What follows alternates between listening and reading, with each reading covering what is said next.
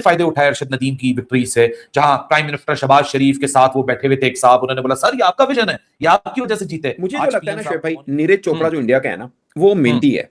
वो कोई वो नहीं है जिससे बोलते हैं ना कि टैलेंटेड और वो सब चीजें, जो मेहनती बहुत है वो बंदा, वो ठीक है ना। वो ये जहां पे फ्लूक है नहीं वहां लगता पे, उसका।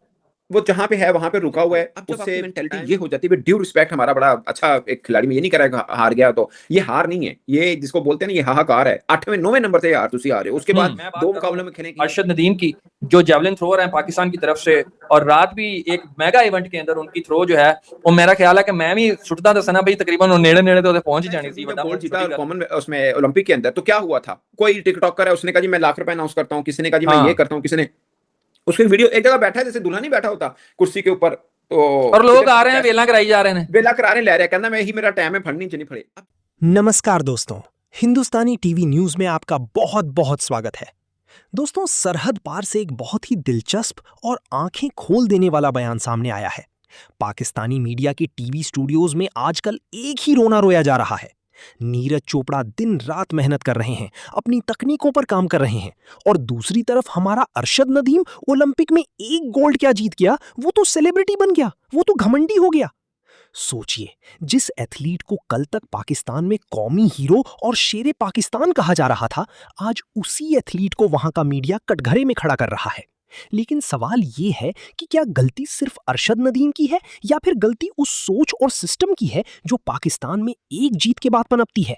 What a disastrous end for the campaign of Arshad Nadeem. Arshad Nadeem Commonwealth games के जेवलिन थ्रो के फाइनल से इस तरीके से एग्जिट हुए कि देखने वाले, सुनने वाले, बात करने वाले हर बंदा हैरान और परेशान है कि चंद सालों में ऐसा क्या हुआ कि 4 साल पहले जो अरशद नदीम पाकिस्तान के अंदर एक काया पलट रहा था, पाकिस्तान को उसने एक नया विजन, एक नई सोच दी थी। हालांकि सबने फायदे उठाए अरशद नदीम की विक्ट्री से, जहां प्राइम मिनिस्टर शहबाज शरीफ के साथ वो बैठे हुए थे एक साहब, उन्होंने बोला सर ये आपका विजन है, ये आपकी वजह से जीते। आज एक बंदे का ड्यू जो उसको रिवार्ड था वो मिलना चाहिए, वो मिला, बट मिलने के बाद from that day, from today, आज तक हमने किसी एक भी जो बड़ा इवेंट है उसके अंदर हम टॉप 3 क्या टॉप 5 में भी नहीं compete कर सके। मैं बात कर रहा हूँ अरशद नदीम की, जो जेवलिन थ्रोअर हैं पाकिस्तान की तरफ से, और रात भी एक मेगा इवेंट के अंदर उनकी थ्रो जो है, वो मेरा ख्याल है कि मैं भी सुटदा दसना भाई तकरीबन नेड़े नेड़े तो पहुंच ही जानी थी। बड़ा मुंह छोटी 2-3 साल से कर रहे हैं, हम भी ज्यादा रेगुलर करते नहीं है इसको, जेवलिन को। जारी गला जितो जितना उदो ही करना है। नहीं वैसे बता रहा हूं आपको, क्योंकि कहते कामयाबी के 100 बाप। मुझे जो लगता है ना शेख भाई, नीरज चोपड़ा जो इंडिया का है ना, वो मेहनती है। वो कोई वो नहीं है जिससे बोलते हैं ना कि टैलेंटेड और वो सब चीजें, जो मेहनती बहुत है वो बंदा, वो ठीक है ना। वो ये जहां पे है नहीं लगता उसका। वो जहां पे है वहां पे रुका हुआ है, उससे ही 2 मीटर ऊपर 2 मीटर नीचे वो जाता है। कंसिस्टेंसी उसने रखी हुई है। 13 मरतबा ये रमेश ने 2025 में 13 मरतबा 82 मीटर फेंका, जो कि ज्यादा नहीं है, बट 13 मरतबा फेंकना ज्यादा है। आप ये कह रहे हो कंसिस्टेंसी है उसके पास। कंसिस्टेंसी रमेश की मैं बात कर रहा हूं। अब नीरज चोपड़ा को उठा के देखें, बीच में एक इसका कॉमनवेल्थ गेम इंजरी से छूटा भी, ठीक है, फिर ओलंपिक में मेडल भी आया, इसको कॉमनवेल्थ का गोल्ड भी आया, और अब भी इसने सिल्वर लिया। सो कंसिस्टेंसी उसने रखी। लेकिन रमेश ने क्या किया, उसने एक ही इवेंट में 3 ओलंपिक मेडलिस्ट को हराया। हाँ, गोल्ड मेडलिस्ट को नहीं, गोल्ड तो एक ही है ना, अरशद नदीम था। बाकी मेडलिस्ट को 3 मेडलिस्ट को हराया एक इवेंट में, ठीक है। आप इसकी स्टोरी पढ़ लेना। 2024 जब ओलंपिक का मुकाबला हुआ, ये नीरज चोपड़ा और अरशद नदीम के बीच में जो भी था सीन, किसी को नाम तक नहीं पता था, श्रीलंका वालों को भी नहीं पता था, मतलब थोड़ा बहुत जिसको अंदाजा होता है वो था, ठीक है। 2025 उसने 2025 में अपनी उड़ान पकड़ी है अपनी, ठीक है। डायमंड लीग में पहले दफा गोल्ड लिया, only Sri Lankan who got gold medal in diamond, ठीक है। जो आज पीएम साहब को कौन बोलेगा, वो वीडियो रिलीज की जाएगी कि जहां शहबाज शरीफ बैठे हुए और साथ में कोई इनको बोल रहा हो सर आपका विजन है कि ये बाहर हो गए। पाकिस्तान के लिए कॉमनवेल्थ से सिर्फ एक ही अच्छी खबर निकल कर आ रही है। वैसे तो कॉमनवेल्थ जितना भी है पाकिस्तान का, वो एक डिसअपॉइंटमेंट के साथ ही एंड होगा, लेकिन अरशद नदीम की शॉकिंग खबर के साथ साथ एक अच्छी खबर भी आपके साथ शेयर कर दें। And this is the only good news coming out of Pakistan, and that is from Commonwealth games कि फातिमा जहरा, उन्होंने ब्रॉन्ज मेडल आज अपने नाम किया कॉमनवेल्थ गेम्स में। उन्होंने पाकिस्तान के लिए हिस्ट्री रकम की है, बिकॉज फातिमा जहरा पाकिस्तान की वो पहली फीमेल बॉक्सर बनी है जिन्होंने मेडल जीता है कॉमनवेल्थ गेम्स में, और ये पाकिस्तान के लिए बॉक्सिंग डिसिप्लिन में कॉमनवेल्थ गेम्स के प्लेटफॉर्म पे पहला मेडल है 2014 के बाद। तो 12 साल बाद किसी भी एथलीट ने ये मेडल जीता और पहली फीमेल बनी। This is the positive news. लेकिन इसके अलावा she is a star for the future and what a brilliant achievement, congratulations to her coaches. But Arshad Nadeem, जब अरशद नदीम ने पहली दफा मेडल जीता था ना, मैं उस दिन भी लाइव था जब ओलंपिक्स का मेडल अरशद नदीम ने जीता था। रात के 2-2:30 बज रहे थे, मैं थाईलैंड बैंकॉक में था, मैंने वहां से भी वीडियो लाइव की थी। खुशी का कोई ठिकाना नहीं था, मुझे आज भी याद है। मैंने उस दिन भी एक बात कही थी, और अनफॉर्चुनेटली जो बात मैंने कॉमनवेल्थ गेम्स 2022 और पेरिस ओलंपिक्स 2024 के बाद जो कही थी, वही बात आज इवेंचुअली साबित हो गई कि अगर पाकिस्तान इस एक मेडल को 4 मेडल बनाने में नाकाम रहा, तो ये हार होगी हमारी स्पोर्टिंग इंडस्ट्री की, हमारी स्पोर्टिंग डायनेमिक्स की, हमारी जितने ये लोग हैं जो तस्वीरें खिंचवाते हैं, फोटो ऑप्स करते हैं, सर आपका प्राइम मिनिस्टर का विजन है, ये जो हरकतें करते हैं, ये उन सबकी हार होगी, और सबको आप लाइन दुरुस्त हाजिर करके, आपका बस नहीं चलेगा, आप खड़ा कर दें, लेकिन कोई आपको जवाब दे नहीं होगा, कोई आप किसी से आप सवाल नहीं पूछ सकेंगे। अरशद नदीम की आज हार एक ऐसी हार है कि देखने वाले भी और सुनने वाले भी ये सवाल कर रहे हैं कि जो डिफेंडिंग चैंपियन है वो पहले राउंड में बाहर हो गया, वो टॉप 8 में क्वालिफाई ना कर सका, 4 सालों बाद वो टॉप 8 में ना जा सका। इससे बड़ा मैसिव शॉकर क्या हो सकता है पाकिस्तान एथलेटिक्स के लिए? एक ओलंपिक चैंपियन को एक एलीट सेटअप चाहिए होता है उसके इर्द-गिर्द। आपको दुनिया के बेहतरीन कोचेस, आपको proper support staff, sports sciences, physiotherapy के लोग, रिकवरी के लोग, इंजरी प्रिवेंशन के लोग, रिहैबिलिटेशन के लोग, ये पूरा एक स्टाफ चाहिए होता है। एक अरसे दराज से अरशद की इंजरीज के बारे में हम सुन रहे हैं। एक एथलीट्स के लिए, एथलेटिक्स डिसिप्लिन के लिए एक कोई state of the art high performing system पूरे पाकिस्तान में मौजूद नहीं है जो कि एथलीट को उस साइंटिफिक लेवल पे जाकर तैयार कर सके। आपको ले दे के ये पीएसबी का पंजाब स्टेडियम है, यहां आप एथलीट तैयार करते हो और आपको लगता है कि वो ओलंपिक की लाइनें लगा देंगे। कसूर अरशद नदीम का भी है, मैं उस पर भी बात करूंगा। अगर आप लोग ये जेवलिन थ्रो का फाइनल देख रहे हो, एक छोटा सा ऑब्जर्वेशन होगी, जब इंडिया के जेवलिन थ्रोर्स आ रहे हैं, स्पेशली नीरज चोपड़ा और वो यशवीर सिंह, और जो तीसरा है उसका नाम बिल्कुल ज़हन से स्लिप हो गया इस वक्त, तो ये 3 जब आ रहे हैं ना, तो इनके पीछे का जो सपोर्ट स्टाफ है वो इनकी वीडियोस बना रहा है। वो वीडियोस इसलिए नहीं बना रहा कि वो इनके इंस्टाग्राम पे डालेंगे, वो इसलिए वीडियोस बना रहे हैं क्योंकि वो वीडियो के अंदर एनालिसिस चल रहा है लाइव, साइंटिफिक बैकिंग के साथ कोच है। पाकिस्तान अरशद नदीम का कोच सलमान बट साहब वो कुर्सी पे बैठे हुए सेठ की तरह, चौधरी की तरह, वो इंतजार कर रहे हैं, हाँ अरशद लेगा तो हम जरा अपनी वीडियो बना लेंगे सेल्फी के तौर पर। ये बहुत बड़ा फर्क है। नीरज, आज एक नीरज के एक गोल्ड मेडल से आज रोहित यादव और यशवीर सिंह आपके सामने खड़े हो गए। मतलब अगर आप फाइनल में देखिए, आपके पास 85.83 जो सीजन बेस्ट है वो नीरज चोपड़ा है, 81.56 रोहित यादव है, 81.33 यशवीर सिंह है। आप एक अरशद नदीम के बाद दूसरा यासिर ना बना सके। यासिर बेचारा वो क्वालिफाई नहीं करता फाइनल के अंदर। That is what the goddamn reality of Pakistani athletic industry and the athletic sports and the management and the individuals who handle it. भाभी बाबू कुरैशी की इस लेवल की बातें चलती हैं और काम चलते हैं कि मतलब बंदे का दिमाग खराब होकर रह जाए कि यार ये तरीका है।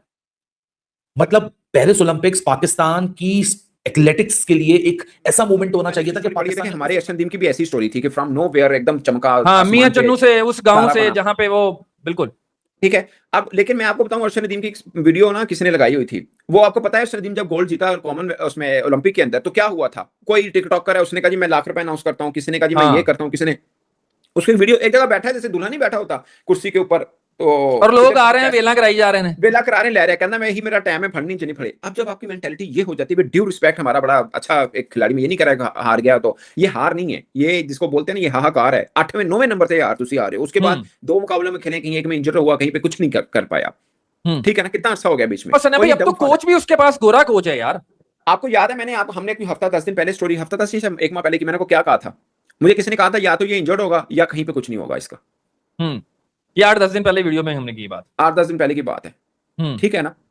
करीब यार 15-18 तकरीबन मीटर पीछे है अब ये अपने की एक है। क्या वजह? मुझे कोई कहे ना कि पाकिस्तान फैसिलिटी, मैं माजरत के साथ ये पाकिस्तान के अंदर लोगों को अंदाजा नहीं है भाईजान फैसिलिटी किसको मिलती। हाँ, इंडिया के एग्जांपल लेने वो एक बहुत बड़ा। नीरज चोपड़ा की वर्क एथिक और विनीत स्वभाव। भारत के star javelin thrower Neeraj Chopra ने टोक्यो ओलंपिक में गोल्ड जीता, उसके बाद वर्ल्ड एथलेटिक्स चैंपियनशिप में गोल्ड जीता, फिर एशियन गेम्स और डायमंड लीग का खिताब अपने नाम किया। नीरज चोपड़ा ने इतिहास रचने के बाद कभी खुद को भगवान नहीं समझा। गोल्ड मेडल जीतने के अगले ही दिन नीरज ट्रेनिंग ग्राउंड में पसीना बहाते नजर आए। उन्होंने कभी भी राजनीतिक बयानों, शो ऑफ या रील्स बनाने में अपना समय बर्बाद नहीं किया। जब भी मीडिया उनसे बात करता है, उनकी भाषा में सादगी, नम्रता और अपने देश के प्रति सम्मान दिखता है। वे जानते हैं कि खेल में निरंतरता यानी कंसिस्टेंसी ही आपको महान बनाती है, एक बार की जीत नहीं। अरशद नदीम और पाकिस्तान का हाइप ट्रैप। दूसरी तरफ जब पेरिस ओलंपिक में अरशद नदीम ने रैकेट थ्रो फेंककर गोल्ड मेडल जीता, तो उसके बाद पाकिस्तान में क्या हुआ? राजनेताओं और उद्योगपतियों ने फोटोशूट करवाने के लिए करोड़ों की चेक और प्लॉट देने के बड़े-बड़े दावे किए। अरशद नदीम को ट्रेनिंग ग्राउंड से उठाकर टीवी टॉक शो, सियासी रैलियों और विज्ञापनों में बिठा दिया गया। जिस खिलाड़ी को अंतर्राष्ट्रीय स्तर पर लगातार कोचिंग, आधुनिक रिकवरी टूल और वर्ल्ड क्लास इंफ्रास्ट्रक्चर की जरूरत थी, उसे सिर्फ राजनीतिक फायदा उठाने के लिए शो पीस बना दिया गया। परिणाम क्या हुआ? जैसे ही अगली अंतरराष्ट्रीय प्रतियोगिताएं शुरू हुई, अरशद नदीम की फिटनेस और फॉर्म गायब हो गई और अब वही मीडिया। दोस्तों, बात सिर्फ जैवलिन थ्रो या अरशद नदीम की नहीं है। इस बयान के पीछे पाकिस्तान का वो कड़वा सच छिपा है जिसने क्रिकेट के अलावा उनके देश के बाकी तमाम खेलों को पूरी तरह तबाह कर दिया है। एक वक्त था जब पाकिस्तान का नाम विश्व खेल मानचित्र पर बहुत गर्व से लिया जाता था, लेकिन आज क्या हाल है? 1. हॉकी और स्क्वॉश का दर्दनाक अंत। हॉकी का पतन। पाकिस्तान ने हॉकी में 4 वर्ल्ड कप और 3 ओलंपिक गोल्ड मेडल जीते थे। आज स्थिति यह है कि खिलाड़ियों के पास किट और टिकट के पैसे नहीं होते। टीम कई बार ओलंपिक के लिए क्वालिफाई तक नहीं कर पाती। स्क्वॉश का अंत। जहांगीर खान और जानशेर खान ने दशकों तक दुनिया पर राज किया। आज पाकिस्तान में एक भी विश्व स्तर का स्क्वॉश खिलाड़ी नहीं बचा है। 2. राजनेताओं और जनरलों का कब्जा। आखिर पाकिस्तान के खेलों को किसने बर्बाद किया? इसका सीधा जवाब है वहां की राजनीति, भ्रष्ट स्पोर्ट्स फेडरेशन और सैन्य जनरलों का हस्तक्षेप। फेडरेशनों पर कब्जा। पाकिस्तान में स्पोर्ट्स फेडरेशन को खेल सुधारने के लिए नहीं, बल्कि रिटायर्ड जनरलों और नेताओं के चहीतों को सरकारी सुविधाएं देने के लिए इस्तेमाल किया जाता है। बजट का गबन। भारत में जहां टॉप्स और खेलो इंडिया जैसे अभियानों के तहत जमीनी स्तर पर खिलाड़ियों को सपोर्ट दिया जाता है, वहीं पाकिस्तान में खेल का बजट सरकारी दौरों और भ्रष्टाचार की भेंट चढ़ जाता है। क्रिकेट ओनली सोच। सारा पैसा सिर्फ क्रिकेट बोर्ड में बहता है। बाकी खेलों के एथलीटों को यह मैसेज दे दिया गया है कि अगर तुम क्रिकेट नहीं खेलते तो तुम्हारी कोई अहमियत नहीं है। निष्कर्ष। दोस्तों, जब तक पाकिस्तान अरशद नदीम जैसे खिलाड़ियों का इस्तेमाल अपनी सियासी रैलियों के लिए करता रहेगा और अपनी स्पोर्ट्स फेडरेशनों में बैठे भ्रष्ट अफसरों को बाहर नहीं फेंकेगा, तब तक उनकी मीडिया को ऐसे ही रोना पड़ेगा कि नीरज चोपड़ा मेहनती है और हमारा खिलाड़ी घमंडी बन गया। पाकिस्तानी मीडिया की इस बयान और उनकी खेल सिस्टम पर आपकी क्या राय है? कमेंट